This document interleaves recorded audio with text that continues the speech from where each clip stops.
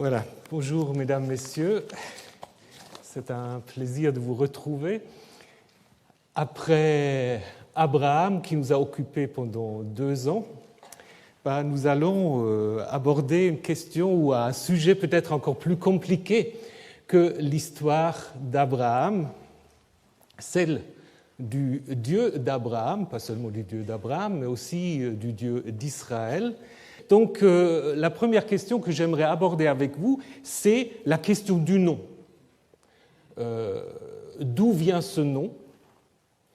Comment s'est-il prononcé à l'origine?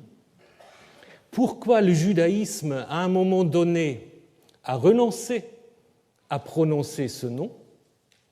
Et que signifie ce nom? Voilà ce qui va nous occuper aujourd'hui. Donc voilà la première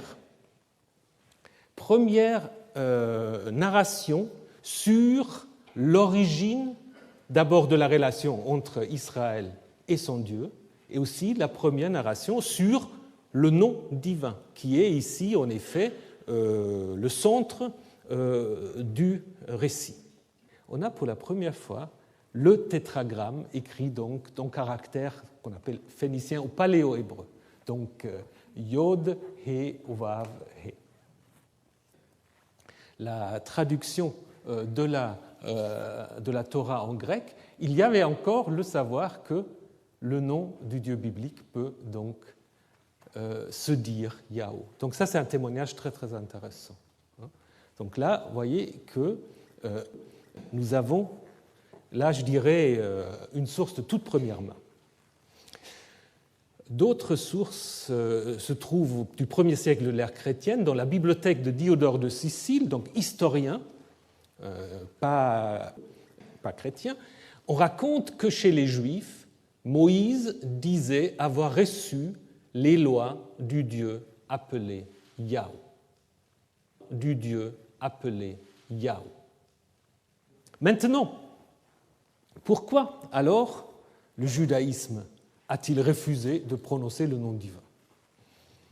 La question, à partir des noms théophores, s'il n'y a peut-être pas à l'origine des distinctions géographiques, la terminaison Yod Vav, Yod W, qui est dans les documents assyriens translittérés Yahou, pointe plutôt vers le nord, alors que Ya ou Yahou plutôt vers le sud. Donc on peut en effet très bien imaginer qu'il y a des différences de prononciation. D'ailleurs, la Bible raconte d'autres histoires où le ciboulette ou le chiboulette, on le prononce un peu différemment si on vient d'un côté ou de l'autre. C'est possible. C'est possible. Donc, une sorte de retour aux sources d'une certaine manière. Donc, du coup, le tétragramme, peut-être, avec les 4 lettres, c'est peut-être au moment de la fixation du texte consonantique une sorte de tentative déjà de distinguer ce nom qui deviendra bientôt imprononçable.